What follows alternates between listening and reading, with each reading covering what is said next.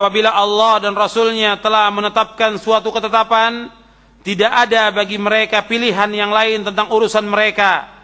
Dan barang siapa yang mendurhakai Allah dan Rasulnya, maka sungguh ia telah sesat dengan kesesatan yang nyata. Jadi kalau sudah datang perintah Allah dan Rasulnya, kewajiban kita untuk taslim. Sami'na wa ata'na, taat mutlak. Tidak boleh perintah Allah dan Rasulnya dibantah dengan ra'yu, tidak boleh. Tidak boleh dibantah dengan perasaan. Tidak boleh dibantah dengan qiyas, dengan analogi. Tidak boleh dibantah dengan perkataan seorang syekh, seorang imam, seorang guru, seorang ustaz. Tidak boleh. Jadi kalau sudah datang perintah Allah Rasulnya, kewajiban kita untuk taslim. Karena itu dikatakan oleh Imam Muhammad bin Syihab Az-Zuhri yang wafat tahun 124 Hijriah. Imam Az-Zuhri berkata di halaman 58, kata Imam Az-Zuhri, minallahi ar-risalatu wa 'ala ar-rasuli al-balaghu wa 'alaina taslimu. Allah yang menganugerahkan risalah, mengutus para rasul. Kewajiban rasul adalah menyampaikan risalah, dan kewajiban kita adalah tunduk dan taat.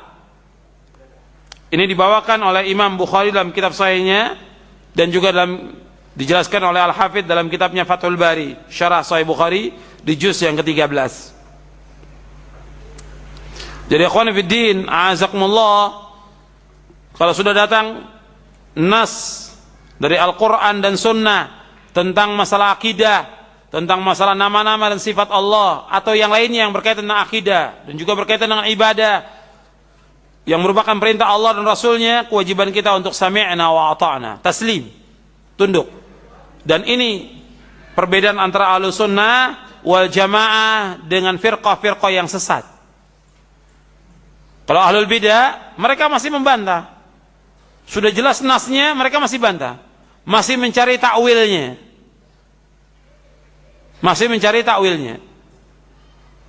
Kemudian mereka menolak, atau mereka menolak dengan membawakan beberapa nas hadis Nabi untuk menolak Al-Quran. Padahal yang perlu kita fahami dan kita yakini, tidak ada Al-Quran yang bertentangan dengan Al-Quran selama-lamanya. Tidak ada Al-Quran yang bertentangan dengan sunnah Nabi SAW selama-lamanya. Tidak pernah ada. Dan tidak akan ada.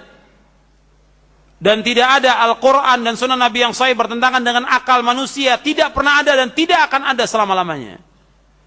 Kalau seolah-olah ada, kita yang belum paham, kita yang belum memahami, maka tanyakan kepada ahlinya. Tanyakan kepada ahlinya. Allah berfirman, fas'alu ahla dzikri in kuntum la ta'lamun. Tanyakan kepada ahli dzikir jika kalian tidak mengetahui. Jangan kita mengadukan. Artinya kita mengatakan, kok ayat ini bertentangan dengan ayat ini? Kok ayat ini bertentangan dengan hadis? Tidak bertentangan. Apabila terjadi demikian, kembalikan kepada ahlinya. Kitanya yang belum paham. Di zaman Nabi SAW sempat terjadi demikian. Kemudian Nabi marah. Antum lihat di halaman 60. Jadi pernah terjadi antara para sahabat bertengkar tentang sesuatu, sampai suara mereka keras. Rasulullah keluar dalam keadaan marah dan merah mukanya, sambil Rasulullah melemparkan debu, berkata, mahlan ya qaumi bihadza uhlikatil umamu min qablikum biikhtilafihim ala anbiya'ihim wa darbihim al-kutuba ba'daha bi ba'd innal qur'ana lam yanzil yukadzibu ba'dahu ba'da bal yusaddiqu ba'dahu ba'da fama araftum minhu fa'malu bihi wa ma jahiltum minhu farudduhu ila alimihi. Kata Rasulullah, tenanglah wahai kaumku, tenang wahai kaumku, sesungguhnya cara bertengkar seperti ini telah membinasakan umat-umat sebelum kalian, yaitu mereka menyelisihi para nabi mereka, serta berpendapat bahwa sebagian isi kitab ini bertentangan dengan sebagian yang lain. Ingat, sesungguhnya Al-Quran tidak turun untuk mendustakan sebagian dengan sebagian yang lainnya. Bahkan ayat-ayat Al-Quran sebagiannya membenarkan sebagian yang lainnya. Karena itu, apa yang telah kalian ketahui, maka amalkanlah, dan apa yang kalian tidak ketahui serahkanlah kepada yang paling mengetahui. Farudduhu ila alimihi, serahkan kepada yang alim, kepada yang paham tentang Al-Quran dan As-Sunnah. Hadis ini diriwayatkan oleh Imam Ahmad dalam musnadnya, Imam Abdul Razzaq dalam kitabnya Al-Musannaf, Ibnu Majah dalam sunannya, dan Imam Al-Bukhari dalam kitabnya Af'al Ibad, Khalq Af'al Ibad. Dan hadis ini derajatnya hasan. Jadi ikhwan fiddin, a'azakumullah, bahwa Ahlus Sunnah mengajak umat ini kepada taslim. Sami'na wa ata'na.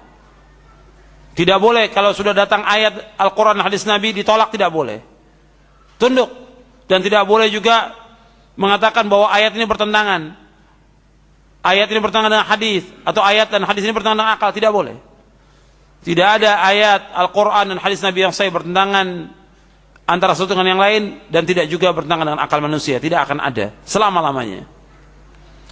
Ya, taslim ini harus ditumbuhkan dalam hati kita, karena banyaknya terjadi penyimpangan-penyimpangan karena mereka tidak taslim, tidak tunduk dan patuh kepada perintah Allah dan Rasulnya. Kemudian yang ketiga, prinsip yang ketiga, yaitu kita wajib memahami agama ini sesuai dengan pemahaman salaf. Jadi wajib kita memahami Al-Quran dan Sunnah ini dengan pemahaman salaf. Dasarnya apa? Kita wajib memahami Al-Quran dan Sunnah ini menurut pemahaman salaf. Dasarnya yaitu ayat Al-Quran. Allah berfirman, فَإِنْ آمَنُوا بِمِثْلِ مَا آمَنْتُمْ بِهِ فَقَدْ اهْتَدَوْا وَإِنْ تَوَلَّوْا فَإِنَّمَا هُمْ فِي شِقَاقٍ فَسَيَكْفِيكَهُمُ اللَّهُ وَهُوَ السَّمِيعُ الْعَلِيمُ. Dalam surah Al-Baqarah ayat 137, Allah berfirman, jika mereka beriman sebagaimana kalian beriman. Yang bawa kitabnya itu bisa lihat di halaman 99. Jika mereka beriman kepada apa yang kamu telah beriman kepadanya, sungguh mereka telah mendapat petunjuk. Dan jika mereka berpaling, sungguhnya mereka berada dalam permusuhan. Maka Allah akan memelihara kamu dari mereka, dan dialah yang maha mendengar lagi maha mengetahui. Surah Al-Baqarah ayat 137. Jadi Allah menyebutkan apabila mereka beriman sebagaimana kalian beriman, mereka mendapatkan petunjuk. Jadi Allah menjadikan imannya para sahabat, kata Imam Ibnu Qayyim Al-Jauziyah yang wafat tahun 751 Hijriah, melalui ayat ini Allah menjadikan imannya para sahabat sebagai timbangan, tolak ukur untuk membedakan antara petunjuk dengan kesesatan, antara kebenaran dengan kebatilan. Apabila ahlul kitab beriman sebagaimana berimannya para sahabat, maka sungguh mereka mendapat hidayah, petunjuk yang mutlak dan sempurna. Jika mereka ahlul kitab berpaling tidak beriman sebagaimana berimannya para sahabat, maka mereka jatuh ke dalam perpecahan, perselisihan, dan kesesatan yang jauh. Jadi di sini disebutkan imannya para sahabat sebagai tolak ukur. Kalau mereka beriman sebagaimana mereka beriman, apabila mereka beriman sebagaimana kalian beriman, mereka dapat petunjuk. Jadi umat Islam, mereka akan mendapatkan hidayah dari Allah apabila mereka mengikuti pemahaman salafus saleh, mengikuti pemahaman para sahabat ridwanullah alaihim ajma'in. Mereka akan dapat hidayah, hidayah yang sempurna. Kemudian selanjutnya ayat dalam surah Al-An'am ayat 153, Allah SWT berfirman, wa anna hadha sirati mustaqiman fattabi'uhu wa la tattabi'us subula fatafarraqa bikum an sabilihi dzalikum wasaqum bihi la'allakum tattaqun. Dan bahwa yang kami perintahkanlah jalanku yang lurus, maka ikutilah dia, janganlah kalian mengikuti jalan-jalan yang lain, karena jalan-jalan itu akan mencerai-beraikan kalian dari jalan Allah. Demikian Allah perintahkan agar kalian bertakwa kepada Allah. Antum bisa lihat penjelasan Abdullah bin Mas'ud radhiyallahu an tentang tafsir Rasulullah terhadap ayat ini, antum lihat di halaman 104.